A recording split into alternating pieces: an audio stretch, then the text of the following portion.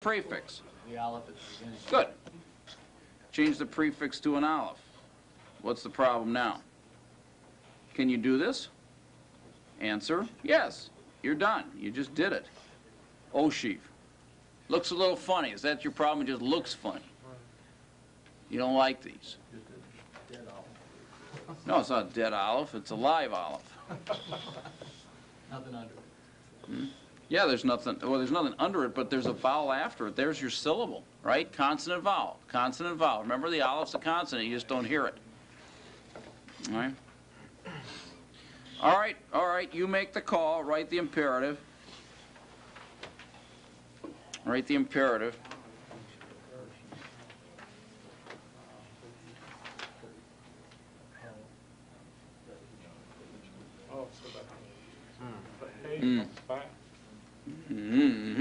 All right, what are you going to do?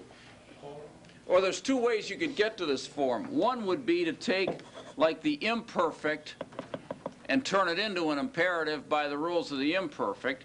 Or, frankly, what I would suggest you do is start with the regular verb. What's the regular verb here? What's the first form of the imperative? The hay comes back, right? You learn these forms overnight, right? The hay comes back, but now instead of being the hic of the perfect, we have the hoc of the imperfect. What about the second syllable? Do we have the infix or not? In the first form of the imperative, we do not. There's the regular verb, hoc, tail. Now, let's apply what we know about the irregular verb, yashav. Well, first thing that happens is that becomes a wow. We'd add our hey, pathak, dagish, or hey, pathak, shwa, except that. That becomes the mater letter, and guess what? Once again, the mater letter is stuck with the O. Do we have the infix here? No. Okay. What's the plural form of this one? If this is imperative singular masculine, what's the imperative plural masculine? Ho. Now here the infix is there, right? The infix comes back, if you will, before the vocalic suffix, and you get ho, she, vu. I want to go back to the first form we looked at, hoshiv. This was perfect, third singular masculine, right? Remember what happened? Our hirik schwa disappeared and we got stuck with the O vowel. What's the plural of this form? Ho, she, vu. This form is perfect, third plural. Can I get these on together? Oops. This form is imperative, second plural. Do you notice anything about these two forms? They're the same. All right? Now, this is about as bad as it can get. Okay? I've sort of picked the worst case scenario just to prepare you for it. Why was this not a problem in the regular verb? Because in the regular verb, the perfect would start with hic. And the imperative in the regular verb would start with hoc. See that? Ah. In the perfect, we have hic. In the imperative, we have hoc. But when they both turn up as ho, you can't tell the difference anymore. All right? Here's where that leveling of the mater letter to holum, no matter what the vowel is, whether it's a hic vowel, an I vowel, or an A vowel, hoc, they both come out with the O vowel, and now you can't see that difference anymore. So again, this is as bad as it can get, and in context, this should not be a problem. I mean, you should be able to tell them whether you're dealing with imperative or perfect in context, at least you'd think so. What about hollow? See, the Hiphil was one of the more one of the conjugations that has significant problems with, quote, irregular verbs. What's going to happen in the hollows? Okay. This is about as this one's going to be bad. I'm warning you. Question, Quick Tim. question on the last one, is the participle gonna be mo? Right? Right, right. You know everything you need to know now. You can figure out the participle and the infinitives simply by analogy to the regular verb. Does that make sense, what he's asking? All right, if the participle of the regular verb is maktil, then it's going to become moshiv. Mo.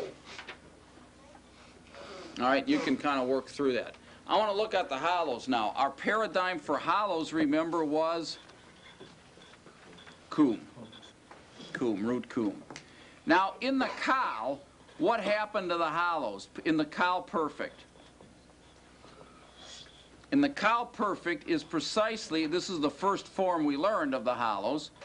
This is where hollows are, in fact, hollow. You lose the mater letter, right? Well, in the Hiphil perfect, the same thing happens. Hollows are still hollow. That is to say that the third singular masculine of kum is going to be just kam, no mater letter. All right?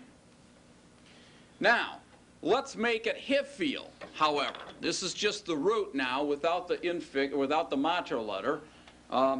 The mater letter here. How are we going to make it Hiphil? Well, one thing we're going to do is add a hey to it, right?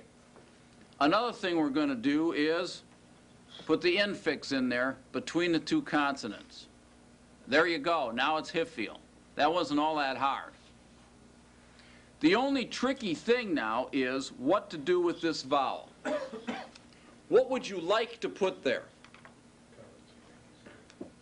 In the Hiphil perfect. You want to put a herrick there, right? You want to put a herrick there, right? In other words, the analogy to the regular verb in this form is hiktil, right? Hiktil. Why can't you put a herrick there?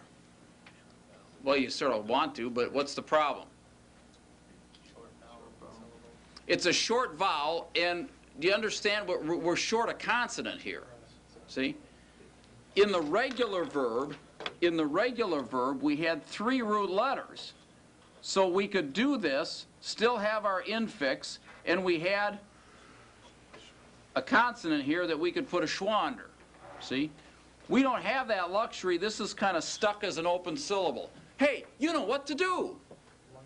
When you're stuck with a short vowel and an open syllable due to circumstances beyond your control, what do? Short vowels lengthen.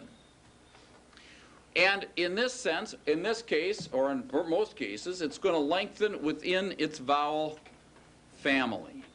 So the short I vowel is going to lengthen to, you can predict this, what? Saray. There you go. There's your Hiphil. Again, you see this form, and you're kind of going, I don't know what it is. But if you figure out what's happened, it makes sense. It makes perfectly good sense. So what would the third singular feminine be? Well, what's the regular verb here? You still have the infix, so it'd be hiktila. You just take this form, right? And you add kamatse. Hey, kima. Got it? That makes sense. Hey, kima. What about the second singular masculine now? What happens here? Here's where you lose the infix, and it just becomes kam, and now you're ending ta, ti, t, or ta, ta, ti, tem, ten, nu.